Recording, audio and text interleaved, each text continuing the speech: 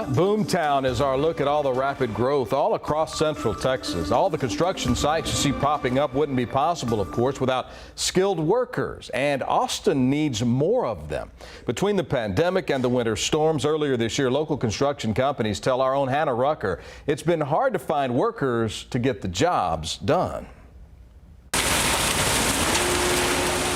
We call it Boomtown for a reason. On just about every corner of Austin, you'll find a crane and a cluster of men and women working in the hot sun to finish an upcoming project. Since COVID happened, a lot of laborers that we would use went back to Mexico or went back to wherever they were from.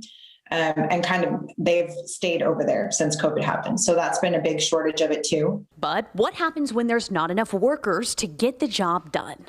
It will affect timeline.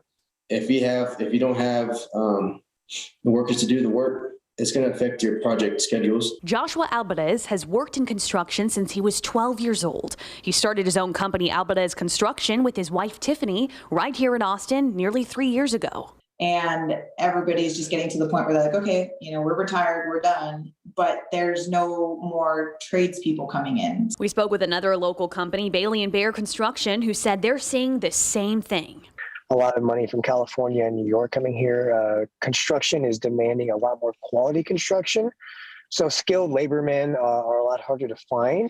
According to a recent report by Workforce Solutions, it's estimated that the Austin Metro will be short nearly 3,000 workers in trade occupations over the next decade, including construction. Whoever is in construction will need to move to Austin. There's a lot of potential for future clients here. There's a lot of potential for growth as a business. In Austin, Hannah Rucker, KVUE News.